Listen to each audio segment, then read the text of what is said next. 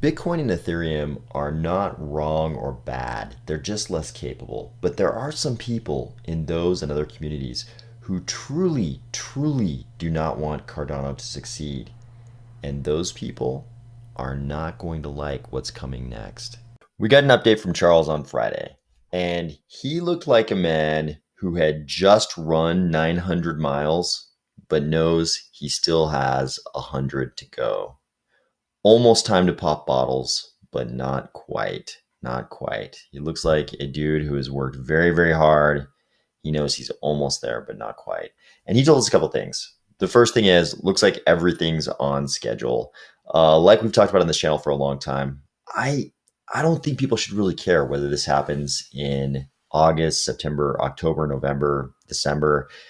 It's been years. This has been years in the making. This has been watching this has been like watching this incredible, breathtaking long game. And we're almost to the finish line. We're almost there. So to me, a couple months doesn't really matter, but I know everybody's anxious. And I think everybody in the Cardano community knows everybody in the Cardano community is anxious. So it's almost here.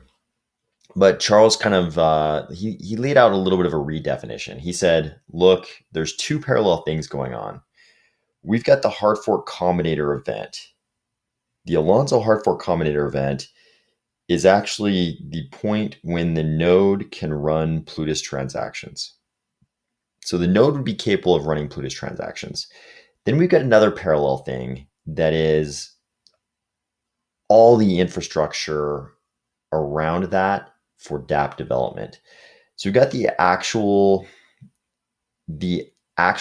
getting of the node to run Plutus transactions, and then we've got a lot of infrastructure that needs to be built around that for dApp development. At the July Cardano 360, Kevin Hammond ran us through this really good infographic that sort of lays out exactly how these pieces interact with each other. This first piece that Charles is talking about that actually amounts to the Alonzo hard fork combinator event is this piece. Getting this Cardano node down here to the point where it can run Plutus transactions is the point at which Charles is saying they will have completed the hard fork combinator event.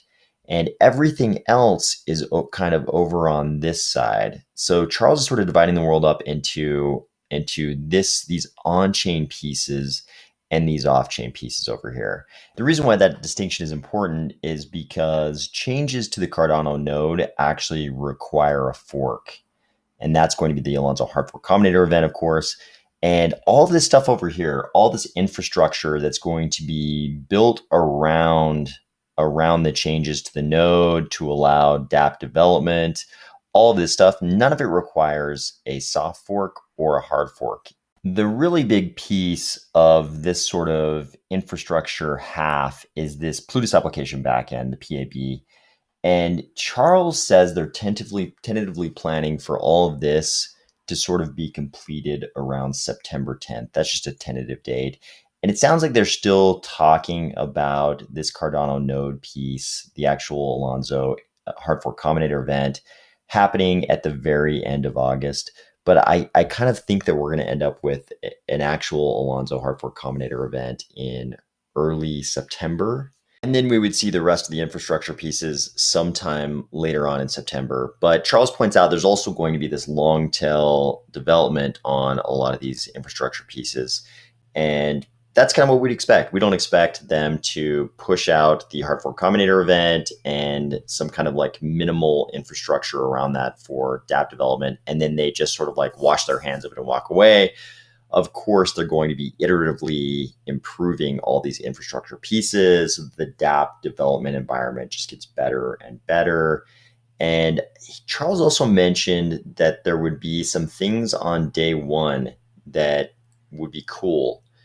I'm hoping that's the case, but I'm really thinking that on day one, we're going to see however we're defining day one. It's obviously not going to be the exact day of the hard fork combinator event. I'm thinking day one, in my mind at least, is going to be after the hard fork combinator event and after some minimal amount of the dApp development infrastructure is in place, which sounds to me like it's going to be later in September.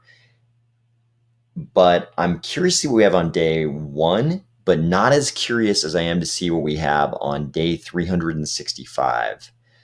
because I think that's the important part. I don't think the dApps that launch on day one after these pieces are all in place are as important as what we see on day 365, a full year later, or the dApps we see 2 full years later. I think those are the really important pieces. And I'm not going to be as concerned as with what actually launches right at the beginning, but I am going to be concerned with what's being built, because I think we can admit that Cardano's launch of smart contracts is just the beginning of a new era. The Alonzo era, the Goguen era, is something brand new for Cardano, and it's going to take a couple years.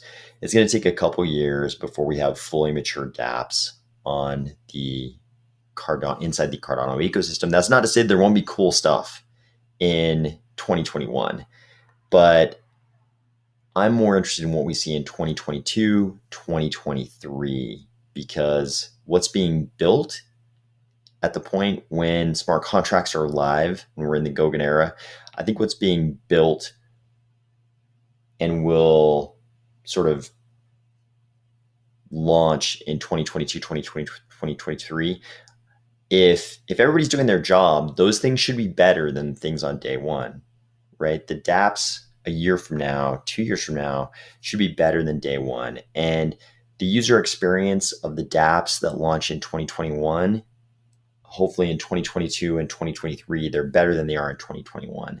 So I hope that people aren't going to judge, they're not going to judge the future of Cardano based on the way the dApps look on day one, or what dApps are available on day one.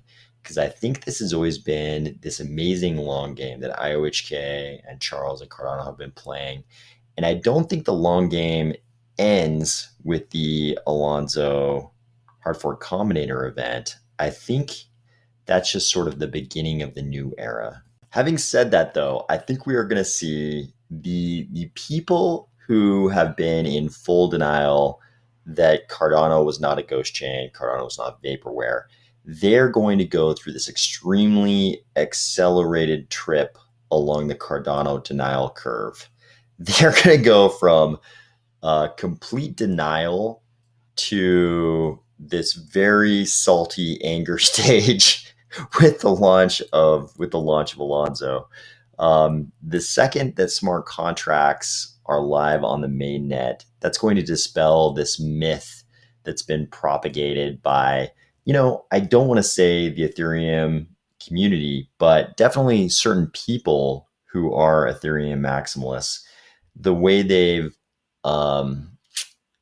cognitively, the way they've allowed themselves to not examine the possible benefits of Cardano or the advantages of the Cardano ecosystem over Ethereum is by saying that the Cardano ecosystem would never actually exist.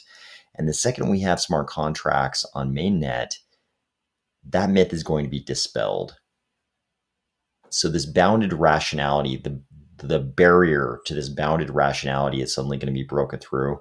And there's going to be a huge amount of saltiness. I think if we thought the certain parts of the Ethereum community were salty towards Cardano in the past, I think the amount of saltiness we see on day one after the Alonzo HFC is going to be very extreme. It's already, I think everybody can already feel it ramping up a little bit. But as soon as we actually have smart contracts on mainnet, that bounded rationality is going to explode, and there's everybody who was previously in denial about Cardano is suddenly going to be in the very salty anger phase of the curve, and there's going to be a lot of criticism of the quantity and quality of the dApps that are available on day one. That's why I think it's important to remember that what we've been watching for the last couple of years has been a breathtaking long game being executed day by day, week by week, month by month. And it doesn't really end on day one after the HFC. It's really about what we've got a year from now, 2 years from now. I think there will be cool stuff. I think there will be cool stuff this year in 2021.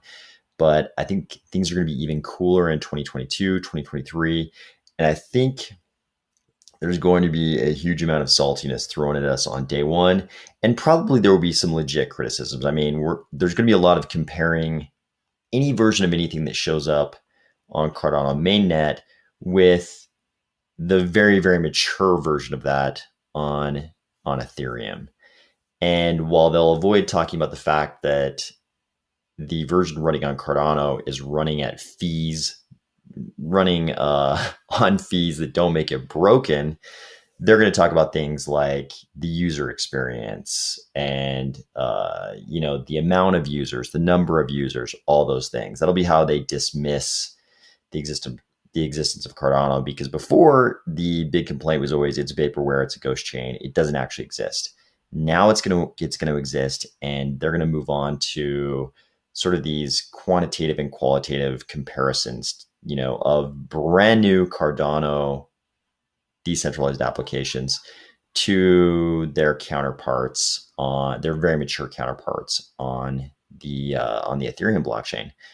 But I don't think that's the comparison that's important. I think it's more directional. And the thing they should be worried about is where these dApps, these brand new dApps, are going, where they're going to be a year from now, where they'll be 2 years from now, because all of a sudden the focus is going to be back on Ethereum, and the questions about whether or not Ethereum can ever achieve a proof of stake system that works and isn't broken by fees, that will become the question, because Cardano will have smart contracts. The fees will be incredibly lower than Ethereum. I won't go through the bullet list of all the strengths of the Cardano ecosystem, but all of a sudden Ethereum is going to be playing catch up, trying to get to where we already are. And while Ethereum is just trying to get on level footing with Cardano, technically, just trying to get their network so that it's in the same place ours already is, Cardano is going to be working on all of the dApps, all of the individual user experiences, all of the individual utility of all of these decentralized applications. We're going to be building the next generation of user experiences with dApps, the next generation of use cases, the next generation of utilities that never actually launched on Ethereum, because the fees made everything impractical. The lack of deterministic fees on Ethereum made it so you don't even know how expensive something's going to be. You just know it's going to be extremely expensive. The account balance system and global state had its own limitations. Cardano's going to be exploring this new frontier of true working proof of stake plus Turing complete programmability, and Ethereum is just going to be catching up. It's going to be a beautiful time to watch the fruits of this breathtaking long game finally come to hand. Talk to you